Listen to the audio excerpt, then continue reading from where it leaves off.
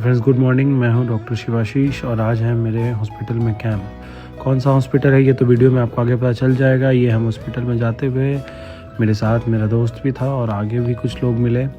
तो कैंप में लोग धीरे धीरे आना शुरू कर चुके थे और हमें मिला साथ में कॉफ़ी के बाद हमारे सर के साथ ड्यूटी पड़ी थी और HOD सर के साथ मैंने पेशेंट्स देखे और इसी के साथ काफ़ी पेशेंट्स आए और हम लोगों ने बहुत सारे पेशेंट्स के ट्रीटमेंट को भी समझा। उसके बाद मैं काफ़ी देर तक बैठा हुआ था, फिर मैं सोच रहा था कि अब क्या करूं, तो फिर मैंने सोचा कि चलो आगे फिर पेशेंट्स को देखते हैं। तो फिर ये हमारा खाना मिला। फिर खाना मिलने के बाद हम लोगों ने कुछ जो हमारे RMOs थे उनके साथ कुछ काफ़ी मस्तियाँ की। सब लोग काफ़ी इन्जॉय कर रहे थे।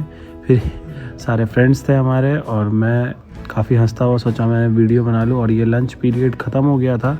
फिर हमारे पास पेशेंट्स धीरे धीरे कम हो रहे थे। उसके बाद फिर हम लोगों ने काफ़ी देर बात की। उसके बाद हमारी टीम के साथ हमारी एक फ़ोटो हुई। ये हमारी टीम है वहाँ की।